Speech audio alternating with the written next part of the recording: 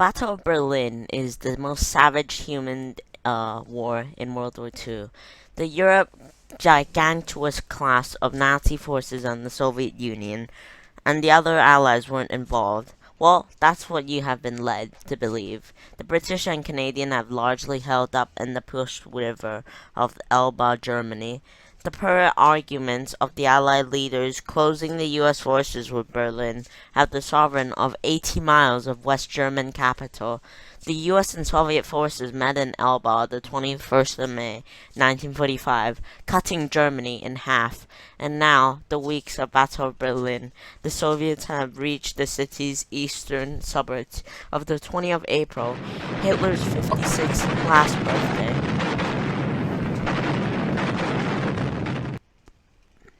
The meetings of the Elbow had been delighted with previous videos that was well covered by Allied journalists. At Tonk meetings were carefully reenacted at cameras of American and Red Army officer commanding and embracing the battle raged on Berlin.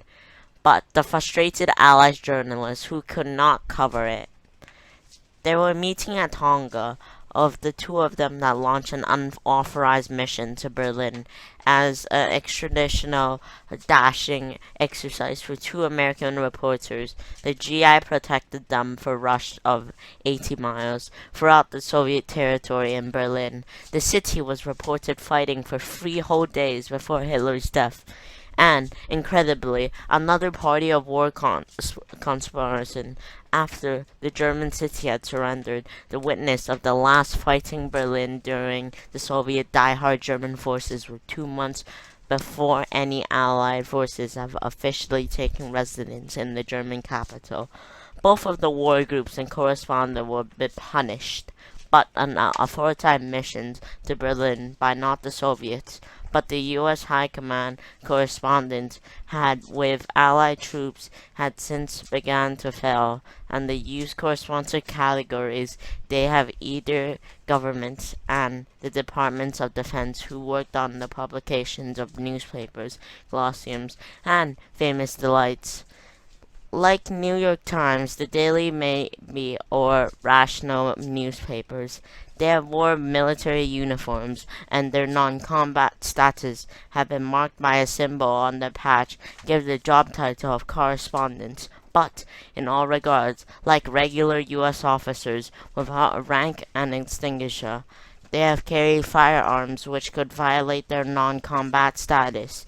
Both their men, women, indeed, were more famous in World War II, and controversies were the women among the former fashion model Lee Tsai in Chicago.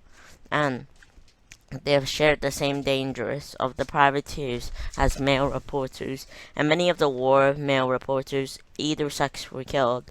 And the very front, it was female correspondents that had initiated the dash to Berlin. The 63-year-old Virginia Irving Lewis had post-dispatched one of its reporters to the U.S.-Soviet link-up. The gal he was discussing was a military solution of a fellow reporter, Andrew Boston Traveler, and she couldn't know where most important action was taking place. Berlin. The fully mentor said he had a jeep and a driver. The two reporters made the decision of this proud moment that they would drive 80 miles to Berlin through Soviet lines, and just to launch the 22nd of Erman Rommel's aboard jeep. Now, they loaded a couple scare jerry cans of fuel and some rations. Behind the wheel is Sergeant Johnny Wilson of the 26th Infantry Division at the Colt .45 pistol and an M1 carbine. Getting into Berlin was no straightforward task. They have crossed the over east bank of the Elbe, has started long going, and all the removal of the routes of the Soviets have been removed, now replaced with cylinders. Wherein a party couldn't just drive in with a jeep, cured to make stars and to make the few miles unrecognizable. Soviet troops who crowded around the jeep start shaking hands with the Americans and shouting, "Amerikansky! Amerikansky!" at 8 a.m. And The jeeps were fighting fiercely in the distance, a summer thunder. The solution of Berlin of 21st of April 1945. It was died-hard Germans of Hitler attempting to organize a city relief force fighting outside the troops that will didn't simply did not exist or no longer of the south of Berlin. The German Ninth Army attempting to break out of the pocket and retreat to the west. In central Berlin, German forces were pushed back, and street by street of intense Soviet casualties, Wilson had been taken the Soviet command post and was treated with a supper and surroundings of Riquich's house. Plenty of vodka flowed in the evening.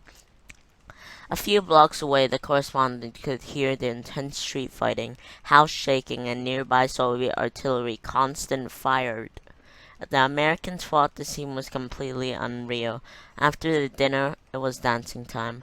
On 1 a.m. on the 28th the Americans attempted to sleep. The next morning, the Soviets fed them a hearty meal with potatoes and washed down hot milk and vodka. Apparently, the Soviets thought American mad for having to come to hell Berlin. And now they moved up to the front lines. The several moves tried to shattered streets, swelled up the Germans and the Soviet lines, reach of the famous underwell by the city that gave it the suicidal. As Irwin wrote in his field dispatch book, the whole day was being like transported into another strange world. I felt like it would catch through a giant wormhole of destruction, and there the air was unreal. The whole Battle of Berlin, at the times I thought, was the reason we lost. The imagine of strange, unearthly signs during the fighting of 28th of April. The Soviet casually caught some unwilling prizes of Parliament's building. The distant Reichstag area was heavily defended, mostly SS troops, that was taking very costly affairs to the Russians, and also Hitler learned the SS Himmler betrayal. He was secretly negotiating a German surrender with the Western Allies. Hitler ordered Himmler's arrest. At the end of the fast approaching for Hitler, now trapped in his bunker beneath the ruined chancellery, in the Wilsons and now American witnesses, handsome combatation of the center of the huge amount of destruction and being fighting of Berlin, now heaps of burnings of ruins of German defenders, fought resolutely in the wish of the Soviets not capturing another night of Berlin. Free Americans decided to drive back to the Alba lines, arriving in the east. Of the few hours later, the Soviet refused to allow them to cross the Irwin line. Irwin could see the U.S. troops on the bank. She shouted, "I'm an American woman, and come get me from these Russians." Short time, some Americans were resulted of assault boats have brought the Western. Sadly, Irwin's truth and risky journey for nothing, as a punishment for disappearing an authorized trip to Berlin. These stories will not be filled after the continuations of the German surrender in 8th May 1945. However, the unique dateline of Nazi Germany of the April 27. A few days later, Erwin Rommel's Army's General Dwight Eisenhower headquarters shaft, no longer official war correspondency, and sent back to the States. Another group of U.S. correspondents would have been discarded for sneaking into Berlin without permission, a similar fashion with Erman, and the drive to Berlin. Two more U.S. accommodations attempted the same thing on the 3rd of May 1945, the day that Berlin has officially surrendered. Now, the combat artist and the correspondent of the American had joined the seven of the New York-headed tribute.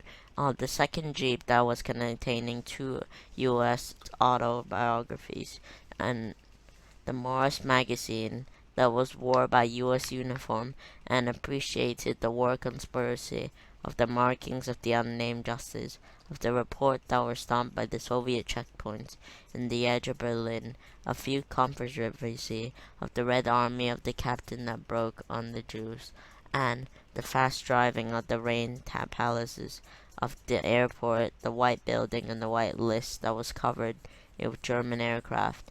They drove deeper into the city and saw friendly dead Germans, and the burnt-out tank and the massive equipment shattered the streets of the trenched and decomposed was everywhere, reaching Helma's case of the government, of great buildings and particularly ruined backfired, the pair of small arms artillery marks. The little convoy had been driving the Reich Chancellor on the vicious day of the Soviet mounted a black and white photography of Stalin and the Americans stopped by their jeeps, exploring the Reichstag. The whole admittedly was badly damaged. Interior was wrecked and looted. Driving further down the dens towards the Brandenburg Gates, the red banner, a fluttering top, iconic German landmark, past the Gottingen Hotel. Of the jeeps that were stopped, the American got out the chamber of barriers and Germans had built, and the gates started to go down. And now the financial of the Soviets have heavy fighting, indirect to German surrender on the 2nd of May in the Tigers of elegant May party, and now in Duges of the full trench shell holes of bodies in destroyed military vehicles. Like and subscribe, please.